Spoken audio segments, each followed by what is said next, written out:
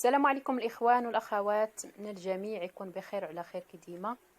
اليوم جيت بغيت نشارك معكم واحد الوصفه زوينه لهاد المنزله ديال هاد البرد.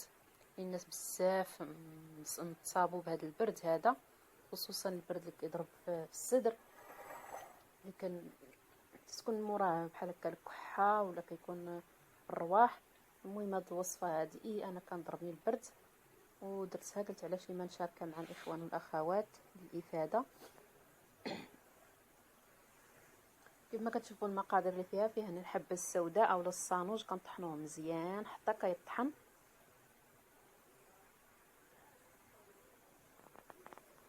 وعندنا هنا السكينجبير تيكون حتى هو مطحون،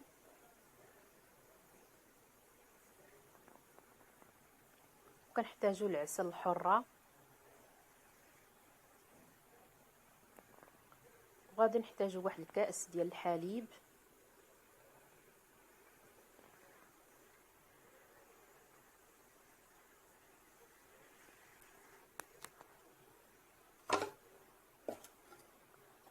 غادي ناخذوا هذا الكاس ديال الحليب غادي نفيضوه، لان الحليب خصو يكون ساخن.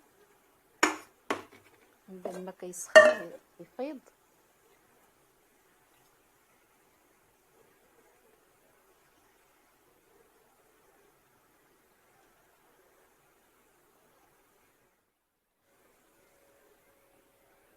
من بعد ما فاض الحليب غادي نكبوه في الكاس.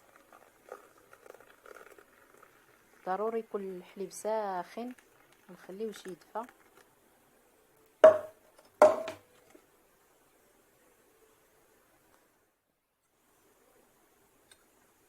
غادي نضيفوا عليه معلقه صغيره ديال السكينجبير، ومعلقه صغيره ديال الحبه السوداء اولا الصانوج، كل واحد اش تيقول ليها.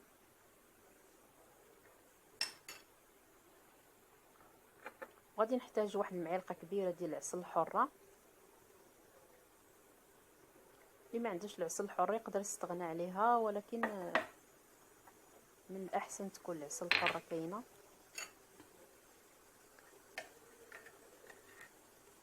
صافي تنحركوا. المهم هاد الوصفه هذه كناخذوها حتى كنبغيو ننعسو، عاده كنشربوا هذا الكاس ديال الحليب باش نتغطاو مزيان وننعسو، وكنتبعوها لمده ديال 3 ايام.